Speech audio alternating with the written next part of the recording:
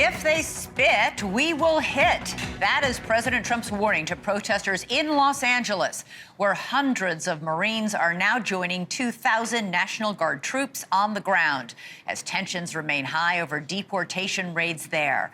Good evening, everyone. I'm Elizabeth Vargas. The Pentagon says 700 active duty Marines are deploying to protect federal agents and buildings in downtown Los Angeles.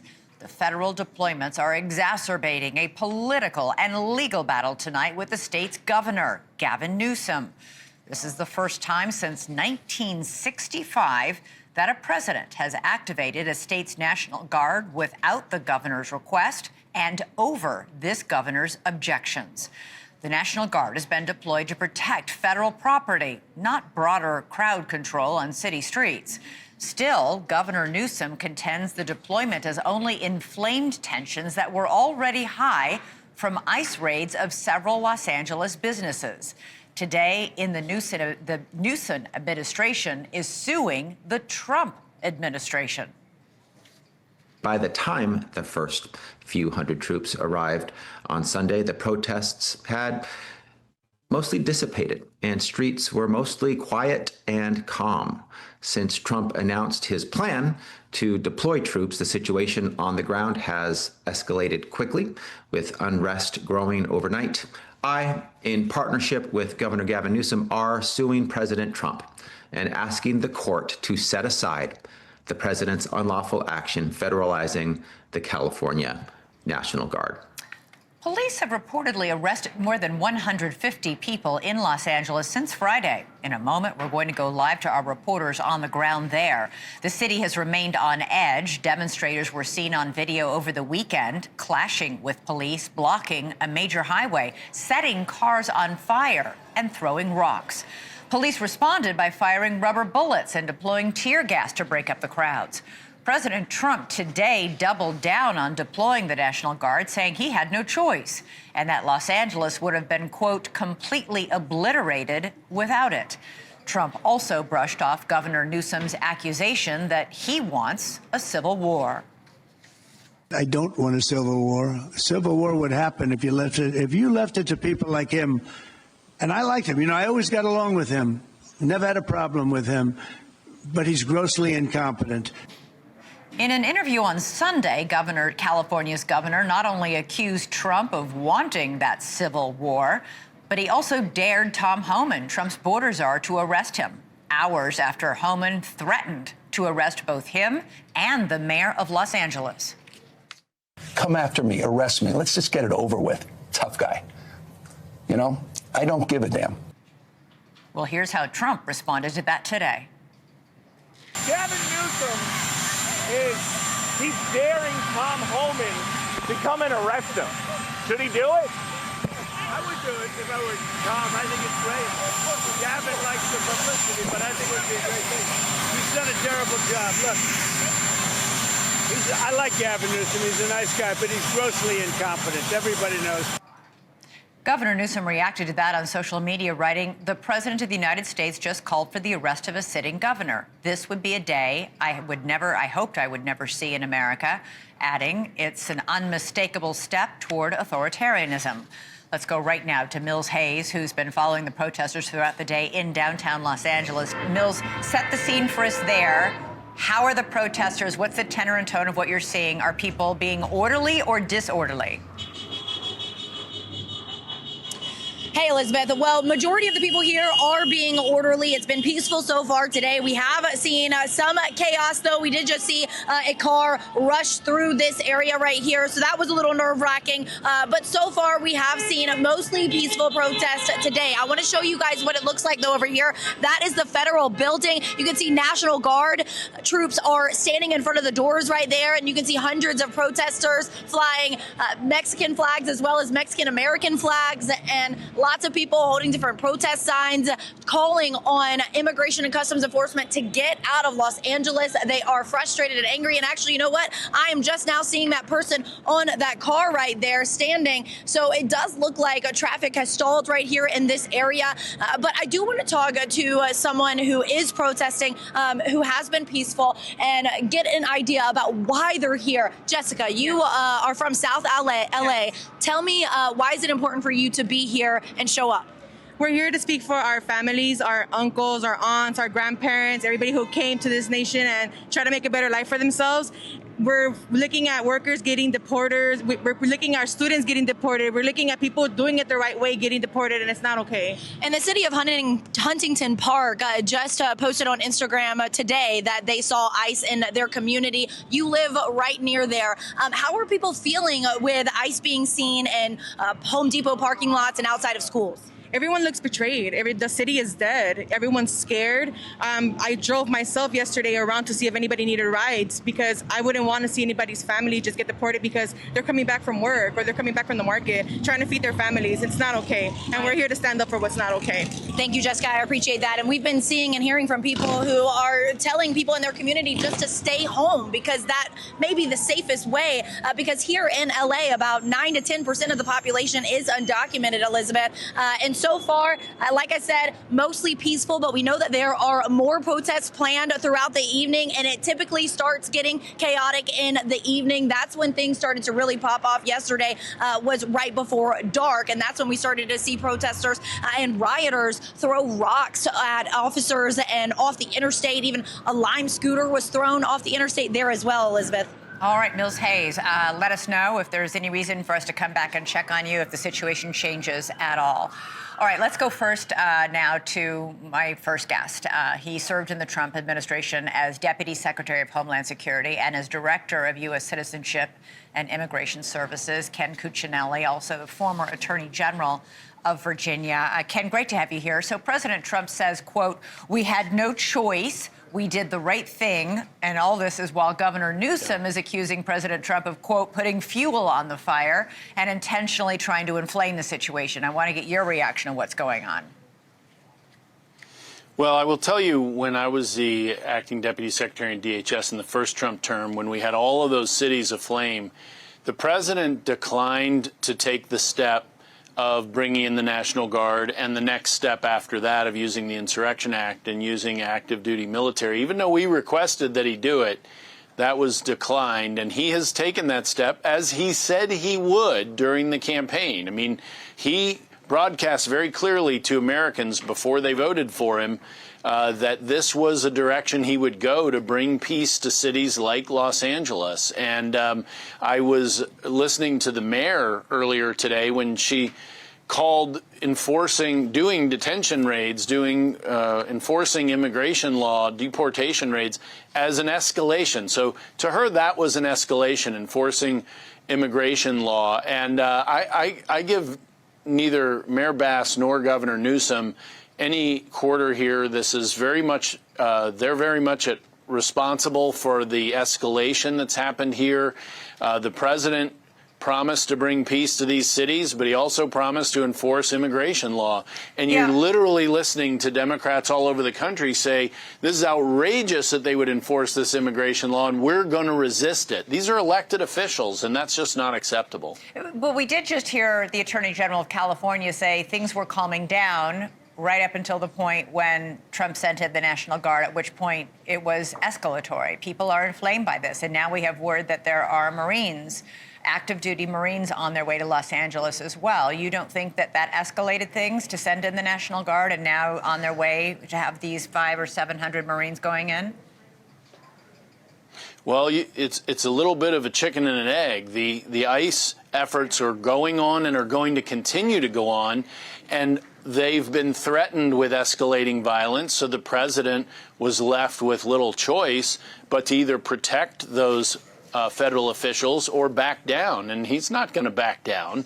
He's protecting federal officials doing their job. And if that requires the United States Marine Corps, he's clearly prepared to take that next additional step. And I appreciate it. As somebody who voted for him, this is what I expected to see. The state of California filed suit against President Trump this afternoon, saying this was unconstitutional, unlawful, and illegal. You are a former attorney general yourself. What's your take? Well, this is well litigated territory. The governor of Minnesota brought a similar suit in 1990 when the federal government federalized his guard, though they were going outside the state. They were going internationally. And the Supreme Court said, absolutely not. The president has complete discretion to make this decision, whether without the cooperation or agreement of the governor. So and that's just one case. There are many others. The lawsuit is for show. The Attorney General of California knows they're going to lose that case. But, you know, God bless America. You get to sue for anything you want. You just don't get to win. The last time. And that'll be part of their show here. The last time the National Guard moved into Los Angeles to quell violence was in 1992 during the Rodney King riots. Right. At that time, in 1992, much of L.A. was on fire. Dozens of people were dead. 1,500 people were injured. There was $500 million in property damage. As bad as some of the images might have been over the weekend in Los Angeles, it is not even remotely close to what was happening in 1992. Thankfully, and I'm pretty sure the president wants to keep it that way, is to bring down the size of the violence all the way down to zero, while still facilitating ICE doing its job of finding and deporting illegal aliens who are here. And Los Angeles has made it very clear that, you know, this is a county of 10 million people. They're made it very clear that they're happy to have illegals there, and ICE won't use the word happy, but they are going to perform their mission, which is to find and deport folks who are here illegally. And as long as that results in violence encouraged by Democrat elected officials, then I think you're going to see the president continue to utilize other federal resources like the federalized guard and local active duty, nearby, I should say, active duty military to protect those federal officials. To be clear, both Mayor Bass and Governor Newsom have repeatedly said publicly that protesters should not engage in violence. So they have repeatedly said, do not engage in violence. It is your American right to protest, but do not commit violence. I want to get back to something you just said in your first answer. You talked about in Trump's first term about you encouraging or asking to send in the National Guard to stop protests at that point over George Floyd. No, not to stop protests, to stop violence. To stop not violence. Protests. Good catch. To stop violence over the George Floyd murder. President Trump, according to his attorney general at the time, his defense secretary at the time, and his chairman of the Joint Chiefs of Staff at the time, these men all said they convinced him not to do this. Secretary Esper said that using active duty forces to enforce the law should only be used, quote, as a matter of last resort and only in the most urgent and dire of situations. Is Esper wrong, or do you think these protests right now in L.A. are urgent and dire? I think they are urgent and dire. When you have uncontrolled violence and destruction going on in an American city, that doesn't mean you have to jump immediately to the military, and President Trump did not do that.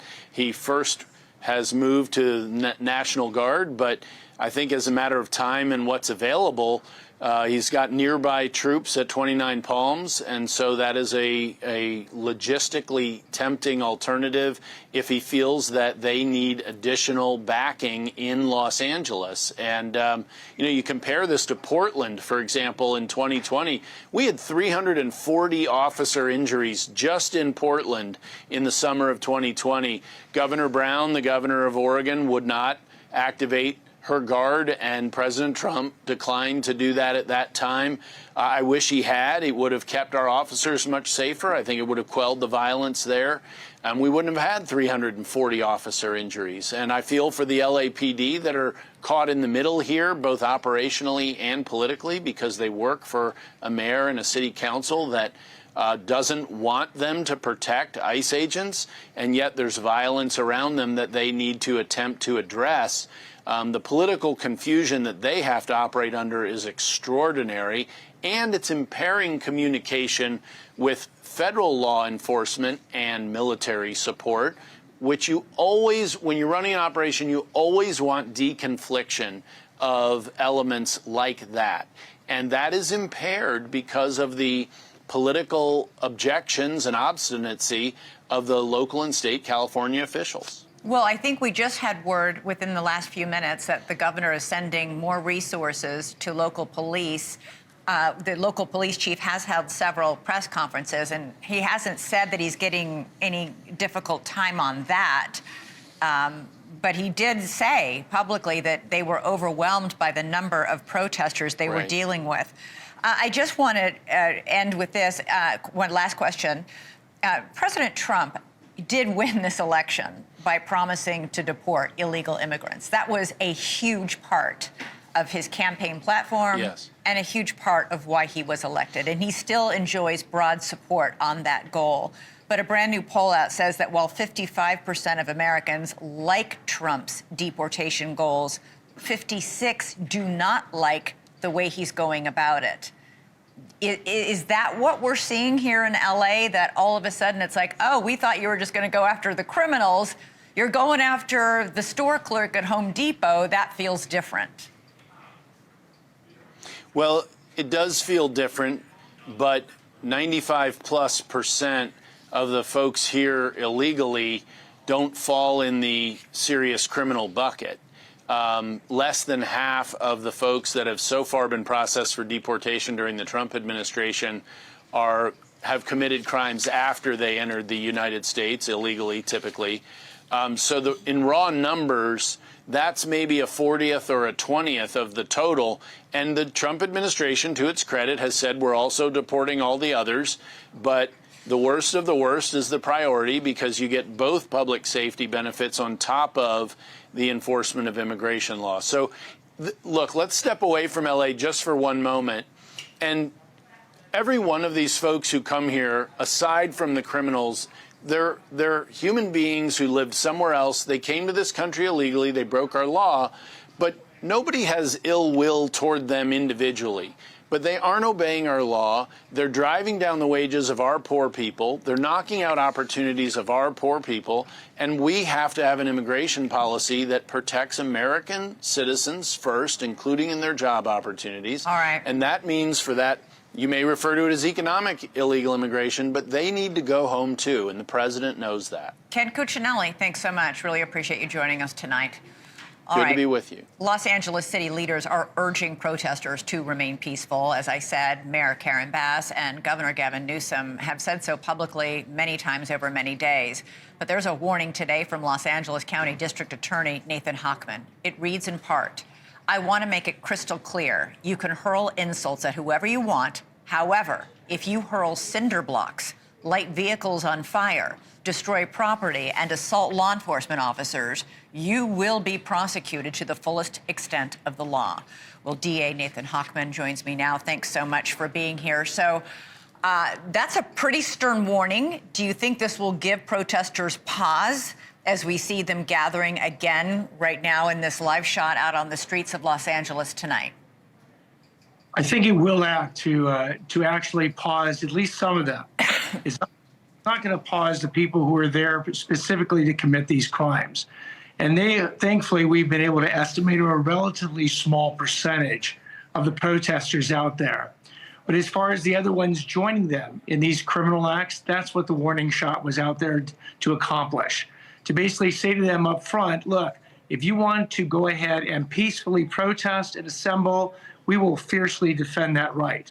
But if you want to go ahead and cross the line into illegal conduct, we will equally fiercely enforce the law. Have you seen any sign, many times protests like this that start organically among American citizens who might disagree with something that's being done? We've seen it on both the left and on the right. We've seen these groups infiltrated by professional actors, whether it's Antifa on the left or Proud Boys who've infiltrated protests on the right. Are you seeing any sign of these professional agitators out there who are leading the way in this violence? What we're going to find out in the next couple of days is the over 4 dozen people who've been arrested. We're going to be looking at whether or not they've done this before and pull all their criminal records. If it turns out that they have done this before, then we'll have more intel on the type of people who are actually committing the worst criminal actions. But we've seen in the last several days, people just using this as an opportunity to break into stores, whether it was an Arco Mini Mart, other types of stores, just to rob and loot them. We've seen people use this as an excuse to vandalize property. Again, having nothing necessarily to do with a legitimate protest, they're just taking advantage of a legitimate protest for their own illegitimate reasons. Right, we saw that. We saw that with the George Floyd protests everywhere. People looting Louis Vuitton because nobody was thinking about George Floyd, and they just wanted a Louis Vuitton purse.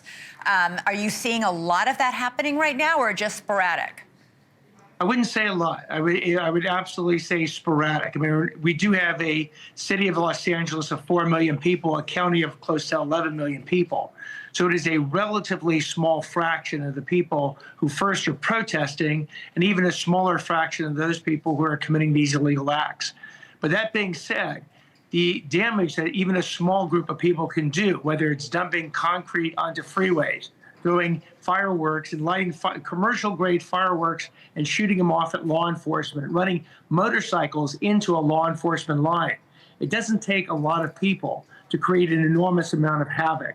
So the warning shot is to basically all these folks out there that are even thinking about doing these actions.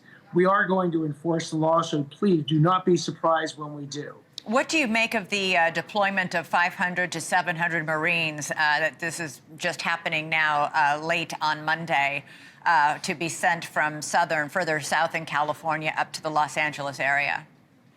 We have not seen the large-scale civil unrest that you would think needs 2,000 National Guards and 500 or 700 additional soldiers. We recently, in the wildfires, were very thankful when the National Guard was called in by the governor and were patrolling our streets as the police were stretched to their limits in actually going ahead and maintaining safety in various areas around wildfire areas around Los Angeles County. So this is a much more confined exercise. The police, and again, we have tens of thousands of law enforcement officers here in Los Angeles County that the police and the sheriff can tap into. Whether or not the civil unrest goes beyond their capacity remains to be seen. But you're seeing no signs of that right now? Right now, we're not seeing signs that it's going beyond the capacity of the tens of thousands of law enforcement officers we have in Los Angeles County right now. So do you think it was unnecessary to send in the National Guard and to send in the Marines?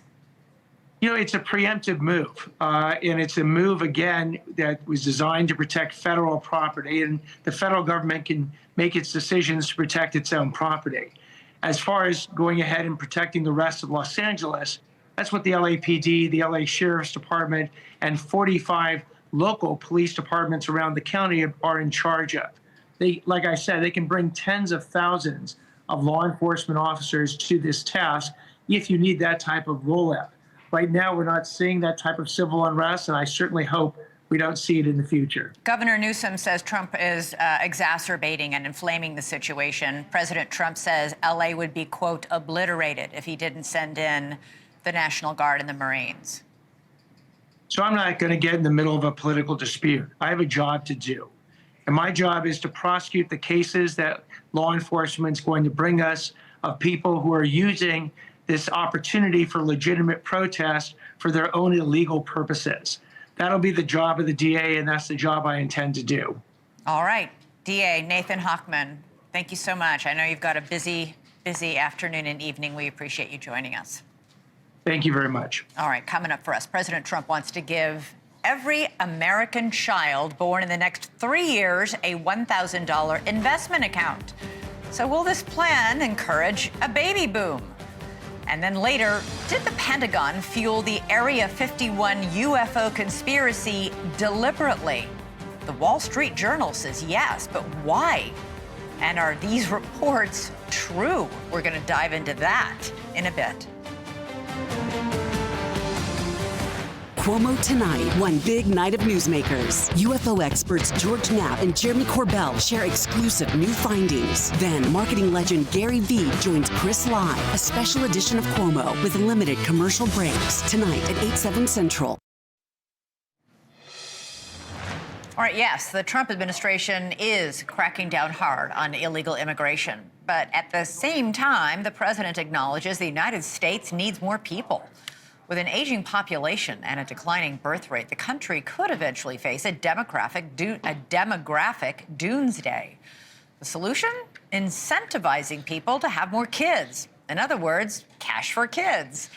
The president touted his plan for so-called Trump accounts at a White House roundtable with some of the country's most powerful business titans today. Still just a proposal, Trump explained it's a $1,000 investment account provided by the government for every newborn U.S. citizen.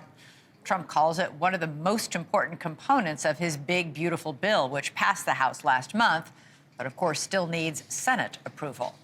For more, we're joined now by NewsNation's Joe Khalil in Washington. Joe, it costs a lot more than $1,000 to raise a kid in America. Is this going to work? Yeah, it does. I got one at home. I can tell you that money is gone. No more fancy trips for us here.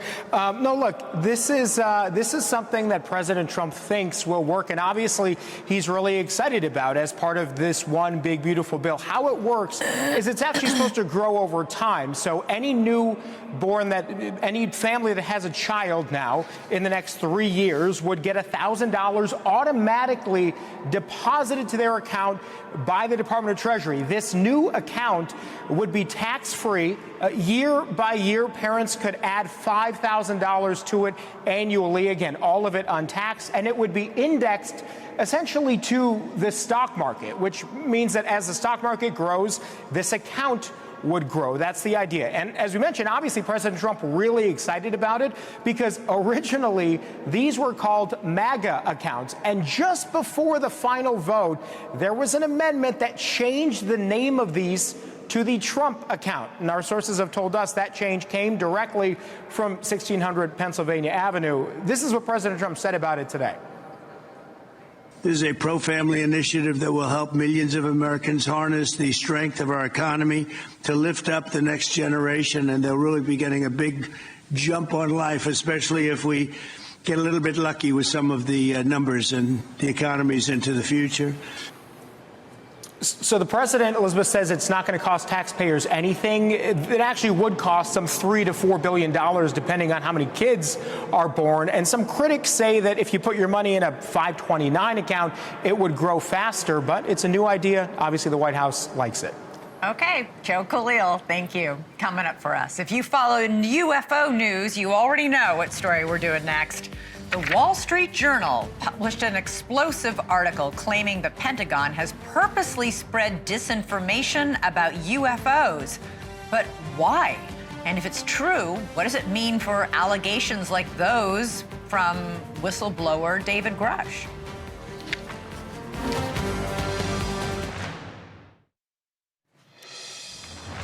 All right, here's a question. Could the whole UFO culture have been fueled intentionally by Pentagon disinformation that spanned decades? That's the question posed by a new Wall Street Journal story. It's reverberating throughout the UFO community tonight. The article is titled "The Pentagon Disinformation That Fueled America's UFO Mythology," and it alleges that the U.S. military knew that UFOs weren't from outer space with aliens on them, but instead spread those rumors for decades. Why? Because it helped the military hide top secret programs they were working on from the public and from America's adversaries. For example, The military was testing a top-secret stealth fighter jet in Area 51 during the Cold War.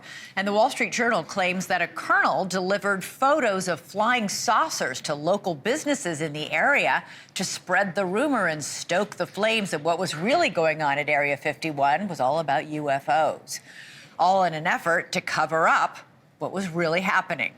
The Wall Street Journal also goes a step further and claims the Pentagon even lied to some of its own employees, sometimes in so-called hazing rituals. One military officer was reportedly told he would be, quote, jailed or executed if he told anyone about his briefing on a secret alien project. Both the briefing and the project were reportedly fake. UFO skeptics have suggested for years that the UFO question may tie back to Pentagon disinformation.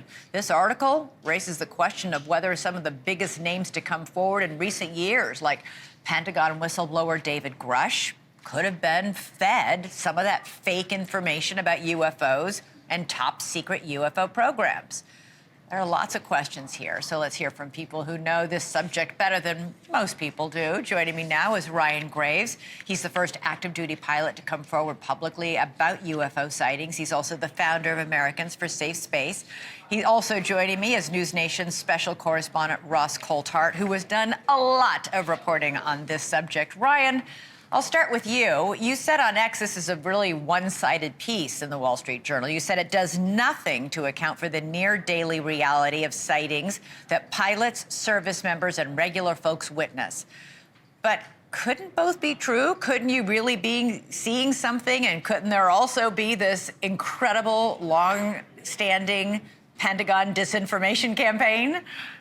Well, I think that's exactly right, and that's the other side of the story. But you know, the base core presumption that this whole issue is caused from some in-briefings that were done in a hazing fashion in order to, well, I'm not really sure why, other than to potentially confuse secret technology. But that's not where this originates from. This originates from eyewitnesses that are spotting things, sometimes on the ground, often in the sky, that is very hard to explain. And whether that leads to, you know, an alien origin or something else, I don't frankly know. But the origin of this isn't a mythology that was spread across military individuals. Now, that might have been leveraged in order to take advantage of the confusion that was present from aviators and military folks that were witnessing these encounters. But no, I would disagree that they are the core progeny of this issue. Yeah, you saw what you saw. You weren't fed some fake disinformation from somebody at the Pentagon. You saw what you saw. Exactly, and there's thousands of instances of service members and regular people having similar experiences that can't be chalked up to simply disinformation coming from the Pentagon. Okay. But it does highlight a very important issue, I think, which is that if this is going on, this is basically a deception campaign against the American public, which I'm very confident that Congress is not read into. All right, Ross, what do you make of all this, Ross? Good evening, Elizabeth. I agree with Ryan. I think the hilarious thing about this, it's such a joke, this Wall Street Journal article, because it's effectively admitting what we've known for years, which is that there are people, gatekeepers to this secret about this legacy UAP program, who have been lying to and deceiving the American public for years. And now it's official from one of the most senior people who served as the person in charge of investigating UAPs. Put simply, his explanation makes no sense. The idea that this would just be part of a hazing ritual to try and encourage people to believe in aliens as a cover for some secret US stealth program, it really doesn't make a lot of sense. We've known for years that disinformation is being used and that UFOs are often used as cover, but that doesn't explain the first-hand witnesses who say they have seen craft and that they have direct knowledge of a UAP program. Yeah, I guess Ryan, what I don't get is, I get that they want to keep their stealth fighter jet at Area 51 a secret. I'm not sure how spreading disinformation about UFOs accomplishes that by going to the local bars and spreading these pictures and rumors. How does that accomplish that? I mean, perhaps that had some effect in the 50s or 60s, but I think in the modern era, they're just going to be drumming up more interest than fear. So no, I don't think it's a very effective tactic. And I frankly can't really accept that that would be a widespread implementation technique that would be used. When a secret program such as a SAP program or a top secret program is exposed, there's very clear procedures of what's done as far as reading potential people in and providing them a debrief of what they experienced so they know the procedures moving forward. Yeah. There's not an official policy to read people into a fake UAP program to confuse them. Ross, the Wall Street Journal article alleges that some of the officers who fell victim to this hazing ritual, who were being fed fake information, were told that the program they were joining was called Yankee Blue and that it was part of an effort to reverse engineer technology on the craft. I got to be honest, this sounds a lot like what David Grush told you and me in his interviews after he blew the whistle. Look, it's quite clear, Elizabeth, that someone in the Pentagon has tailored what is quite clearly deliberate disinformation just to confuse the public. One of the other things they've done in this story that the Wall Street Journal aired without any kind of sensible investigation was claims that an electromagnetic pulse test weapon was used against an active thermonuclear missile site in 1967. And they do this to try and explain away what Bob Salas, a captain in the Air Force at the time, describes he saw, which was a missile being shut down by a UAP. And the idea that the US Air Force would sanction the use of an electromagnetic pulse to essentially test a weapon against an active thermonuclear missile, it's beyond belief. It's so ridiculous, it's absurd. Yeah. Ryan, you think we're obviously Congress, there's a whole committee on UFOs that's been established because they're trying to investigate what the secrets are. Apparently, there will be another report coming from the Pentagon out about this disinformation campaign. This is really going to sound the alarm on that committee, what I would bet. You testified before it. Well, I did not testify before the new task force that has been stood up, but I believe that this is going to provide them a lot of ammunition to look into some of these claims, which ideally will give them more opportunities to find people that they can speak to determine if this is true or not, and whether the American people have been deceived, even in a small part. I don't know how you cure suspicions of deception with the revelation that there was a lot of deception. So we shall see, gentlemen. Thank you both so much, Ryan Graves, Ross Coulthard. Appreciate it. Thank you. A pleasure. All right, coming up, California Governor Gavin Newsom is calling President Trump's decision to send 700 Marines to Los Angeles a provocation that will only lead to more fear, more anger, and more division. We're live at the immigration protests in Los Angeles next. And don't remember, you can download our NewsNation app for the latest breaking news on this breaking news story. You can find it on the Apple App Store and at Google Play.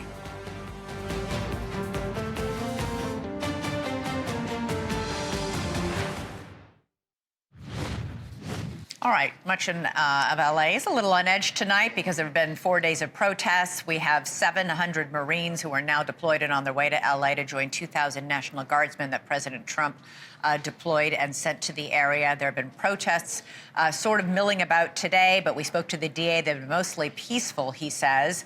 Let's go right now to NewsNation's Alex Capriello, who's live for us outside the federal courthouse in Los Angeles, which has been the scene of a lot of these protests. Alex, what's going on there? Yeah, Elizabeth, I would agree that it has been mainly peaceful protesting so far today outside the federal courthouse. What you'll see right here behind me is several hundred people that have gathered here beginning at around 1:30 Pacific time. That time is important because that's the time that David Huerta had his detention hearing. You might remember he was the labor leader who actually was arrested on Friday following immigration raids. A criminal complaint alleges that he was actually interfering with federal agents who were trying to conduct those raids and make arrests. For that reason, he was taken into federal custody and held over the weekend. So this has sort of been ground zero, so to speak, for any sort of activity that's been happening. But you'll see there are hundreds of protesters, but there's also a rather large police activity as well. A lot of control that's being held.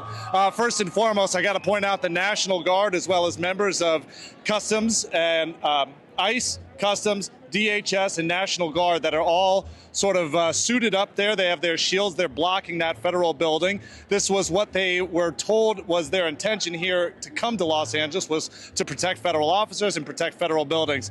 And then just beyond that, on the other side of these demonstrators, if you could see all the way that distance, that's the 101 freeway. And you'll notice those red and blue police lights that are on. They're blocking the freeway from being taken over, because we know if these protesters were to somehow make it onto the freeway, then that would shut down traffic, and that would be a huge issue for the city of Los Angeles. I'm seeing a lot of police choppers in the air that are maintaining sights on everyone, as well as spotters on top of this federal building with binoculars, making sure that everything remains peaceful. We have seen some sort of criminal activity in the way of vandalism. We've also seen cars that are doing donuts here on the intersection, similar to the Los Angeles street takeovers that we've seen over the past few years. But overall, police don't seem to be paying much attention to that kind of stuff. It's mostly maintaining peace outside the federal building. Elizabeth. All right, Alex, very quickly, I know that we had another reporter on earlier in the show who was talking about the fact that it's in the next few hours that things usually escalate, if they do escalate. So right now, are you seeing, does it feel like a different tenor and tone out there today than in previous days when it has gotten a little out of hand? Yeah, I think around this time over the last 24 to 48 hours, we did see certain escalations, the rock throwing, the scooter throwing, not seeing really much of that at all. There's certainly a large presence, but no violence or vandalism so far that we're seeing, Elizabeth. Okay, Alex Capriello reporting live from the federal courthouse in Los Angeles, where we see a lineup of National Guardsmen doing their best to protect that building from so far very peaceful protesters right outside the courthouse. Much more coming up on these protests breaking out for a fourth night in LA. Chris Cuomo joins me live in just a moment.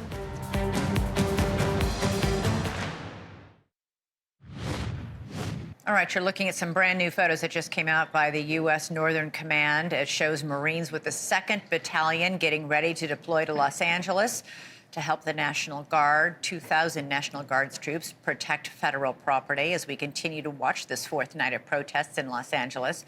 I'm joined now by Chris Cuomo. You've got Border Czar Tom Homan coming up on your show. This should be an interesting interview. Yeah, they're putting him out. I think, this is a convenient situation for him because the protests have lost the plot, right? You now have rioting going on, so any high ground you had about the policies and overreach of ICE is lost. But they're putting him out, and I look forward to hearing his perspective on the situation. Not so much this nonsense between him and Governor Newsom about who's arrested and who. They sound like they both sound. They both seem to be backing away from that right now. They should. Yeah. It's nobody looks good when everybody's acting bad. Yeah. All right. Well, you're up. Have a great show. Thank you. Thank you for watching. Subscribe below and download our NewsNation app right now on your phone, and you will get fact-based, unbiased news for all Americans.